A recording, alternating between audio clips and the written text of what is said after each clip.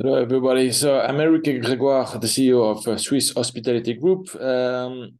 Today, you will have a course about negotiation, negotiation in general, and that's something that you can use in your daily life and also, of course, in business. So it's not only about hospitality as we usually do in our courses at the SHG. It's really broad, so it can be used every day in many situations. So you will see different slides, and we'll go through this, and I will explain you a little bit about negotiation, what you need to know about negotiation. And you will see that it's something very, very useful. So the slides are here. There will be, you can see the screen. They will be attached here next to the video, so you can look at them. And actually, they're quite long. There are a lot of slides, so I highly recommend you to read them again and again to analyze, because you need some time to kind of read everything. So we'll go through quickly to some most important part, but mainly you have to look at the slide. So this is something that I want to explain you. Different scenarios in negotiation. There are different types of negotiation, and that's very important that you kind of realize what type of negotiation you are going to enter. And that's very important for the strategy. When you do a negotiation, first you need to do a preparation, and this is part of the preparation. What type of negotiation we are going to? Okay, so sometimes you have, let's start from the one on top left side, called competing. Okay, competing and win at all costs. So this one, basically, you want to win at all costs. So the importance of the outcome is high for you, okay, and the importance of the relationship is quite low. So in what type of situation are you in this negotiation? Competing a negotiation, when you win and you want to win at all costs, and there's a winner and a loser. Basically, this type of negotiation happens, for example, when you negotiate something with someone, but basically you will not see them again. Okay, imagine now that you are traveling and you go to the Middle East in a market or very touristic place that you can see sometimes in China, sometimes in Africa, South America, anywhere where negotiation is allowed, okay, and is highly recommended. You want to buy something, is a touristic place, and there's some negotiation going on, okay? You want to buy something that's a touristic souvenir, okay? You want to buy a souvenir. Well, here in that case here, and you like something and you are going to negotiate. And why it's a win and lose? Because you don't really care about the relationship that you will have with that person, because you will not see that person anymore. Okay, on that day, maybe it's the first time in your life you are in that street, in that place, and you will not see that person again after that. Okay, you will go back to your country, or the world is so big that you will never see that person again. Okay, we're not talking about long business relationship here. Just like you want to buy something and you want to get the best price, that's it. So here's competing negotiation that you have to use, and we will see that after. So it's a winner and a loser. Okay, so it's very important to understand what type of negotiation you will be in that case. Okay, he also wants to win and he wants you to lose, and you want to win, and and there's a winner and a loser. That's what you have to keep in mind. It's a competition. It's the same. It's the same when tomorrow you want to buy a house. Okay, when you buy a house, do you buy a house every day? No, it's kind of rare. Okay, you don't buy so many houses during your lifetime. Maybe once, twice, If you are like kind of rich, maybe you will buy 5 houses during your lifetime, okay? Once every 10 years, okay? If you are lucky, okay? It's not something that happens every day. So it's very rare purchase.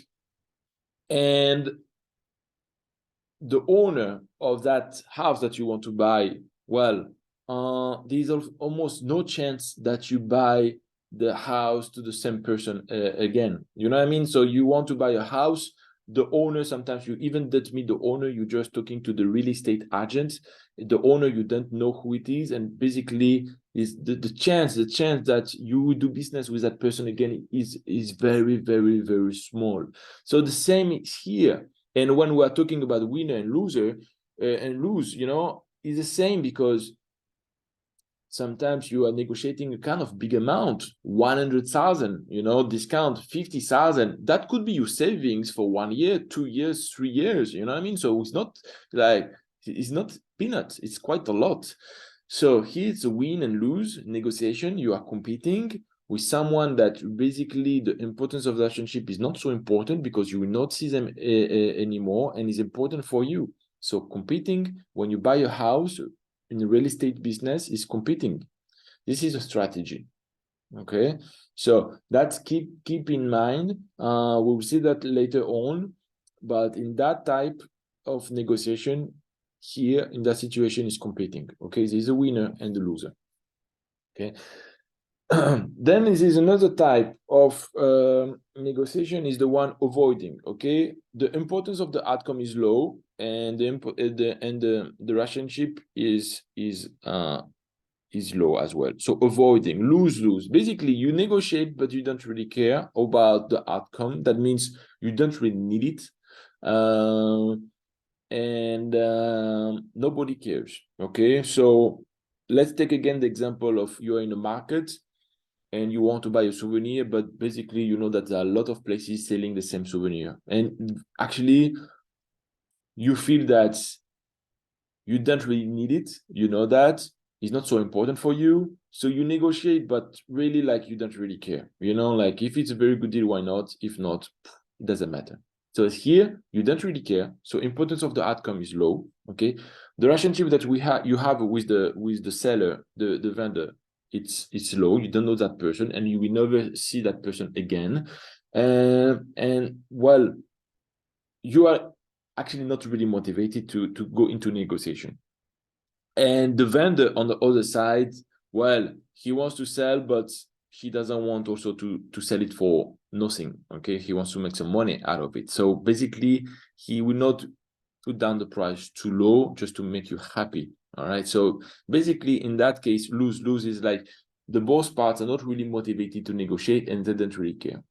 Okay, so then we have the collaborating scenario, the collaborating negotiation, where we are searching a win-win negotiation. So this is a very interesting win-win negotiation. So this is important that when I was telling that you go for a negotiation, and you need to, during the preparation, to understand what type of negotiation are we talking about. Competing, collaborating, okay? Because here the approach will be different. Here we want to have a win-win. So let's take an example. Imagine that you do a business, you want to do a business, and let's say with a business partner. Okay, you have a business partner. Well, you don't want to have a win-lose negotiation with your business partner. You want him to be happy as well, to be motivated to do the job. And, you know, both parts must have the feeling to win and to be happy in this deal. And that's how it will work. So this is a win-win. Imagine as well that you are in a negotiation for a job and a salary. Okay, same. Everybody has to win. The company who is paying your salary has to kind of, it must be fair. Fair salary for the staff, fair for the budget of the company. Because if they give you a huge salary, but then the financial stability of the company is jeopardized because your salary is too high, then it's not a win-win. You know what I mean? And you are doing key collaborating is also when you do a deal for a long time. Okay, you are going to see that person for a long time. So relationship, the importance of relationship is important because you will work with those people for a long time. You will see them again, maybe every day. So you cannot like be too strong and you don't care about the consequences. You care about the consequences. You have to work with them for a long time. You want to keep them motivated for a long time. So you must find a deal which is good for you and good for them. So this is a win-win, and this is what we call a collaborating negotiation. So where negotiation has to be good for the two parties. That's very important.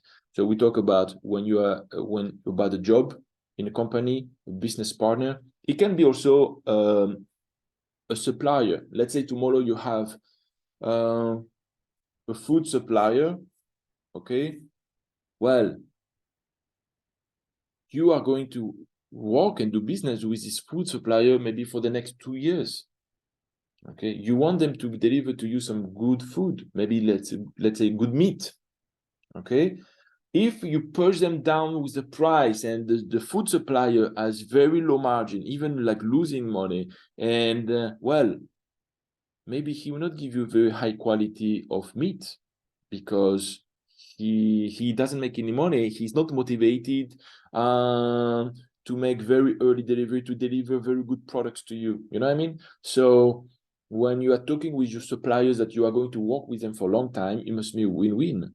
Tomorrow you do a business with a factory that you want them to produce something every month.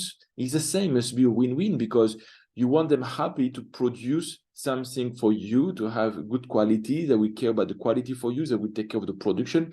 So you also want them to win, but you also want to win, you want to have a good price. So it's a win-win.